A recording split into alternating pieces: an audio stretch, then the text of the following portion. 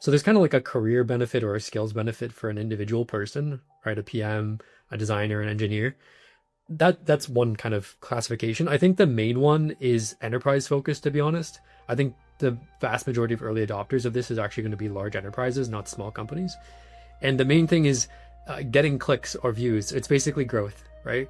So I want people to see my app, see my product, and ChatGPT has hundreds of millions of active users per week. And the intent when a user comes from ChatGPT is higher than the intent when they come in from SEO or another channel. And so every company on earth, given like the proper tools to capitalize on that, will do so, I think. And so I think that's really like the main benefit is what is the right form factor for us to get in front of customers, get in front of users, and help them interact with our brand, interact with our company, so that we can kind of pull them into our ecosystem. All right. And then the next part of this mind map I want to understand is who should be building a ChatGPT app? How would you create the major buckets, or like if I'm a PM, how should I understand if I should be? Yeah. So in a typical enterprise setting, like we think about the Canva app or, any of the ones that exist today, I would expect it to be like a pod, to be honest. So you'll probably have a designer who needs to understand like what are the form factors. And it's actually for a designer, I think an exciting place because it's very unique. You have these kind of like little micro apps that you can build, and each one can do a very small amount of things. You can build more than one if you want to. They can communicate back and forth. So yeah, understanding the form factor is pretty critical. The second to that would be the engineering team. So like, how do we actually ship this thing? There's a couple of technical complexities, like authentication is very complicated as compared to regular authentication. So you need to make sure you get that right. And so engineering is going to figure out like, how do we actually get this into the world? How do we support these different types of tool calls that are coming in? And then lastly, it would be the PM. And like, as a PM, the reason I might choose to do this, like, what is the kind of guiding light?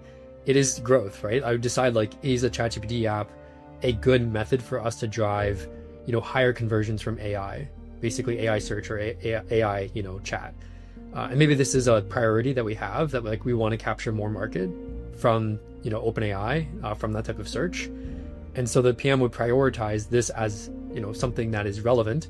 And then we'll also hopefully be involved in this process of like building evals, shipping small incremental changes to the application, understanding how users are using that application, and then sharing back with anyone who cares about it internally what's happening with that application. So it's really like, it's kind of its own form factor of software. It's not like it belongs to one persona or group. In my mind, it would be a pod, and then they're going to ship this together, and each one should have some skill kind of around this new form factor. So if you're a PM deciding whether this is an important opportunity, how do you decide that? I think for now, it is like definitely give it a try, first of all, so that you have some familiarity with like what the options are. So building, full screen applications, how that differs from building like just a quick inline card. And then second thing I would say is really like pay attention to what other people are doing. So, larger companies like Target and Uber coming into this space. When you interact with ChatGPT, like, is it pulling up Target for you? Is it pulling up Uber for you? Is it pulling up Coursera for you? And if it is, you can see it happening like in real time, like what the benefit is of having these apps. And then lastly, the thing I would think about is like, is this an opportunity to re-engage customers off of your product? So for example, if X% of your customers are using ChatGPT, they might not be logging into your application like Coursera, but they could be using your kind of micro app, right? And still getting benefit from your product and still feeling like they're connected to your product. And so I think there might be a kind of a value out here around, you can kind of think about it like retention, right? You'd have to think about how it affects retention a little bit more, but something around that space of consumers or users interacting with your brand and your product without necessarily having to go directly into your app experience. Makes sense. All right. I think I can play with that arrow infinitely. So we got a little bit of this package here of ChatGPT app if you're building it for an existing product here, right, on the right. Now I want to go to the other side on the left and talk about what are the good ChatGPT app ideas to build if you are a solopreneur or a side project person. Yeah, I think so. To start with, I would start thinking about like unique ways that ChatGPT can interact with your application. So we saw a brief demo of that here.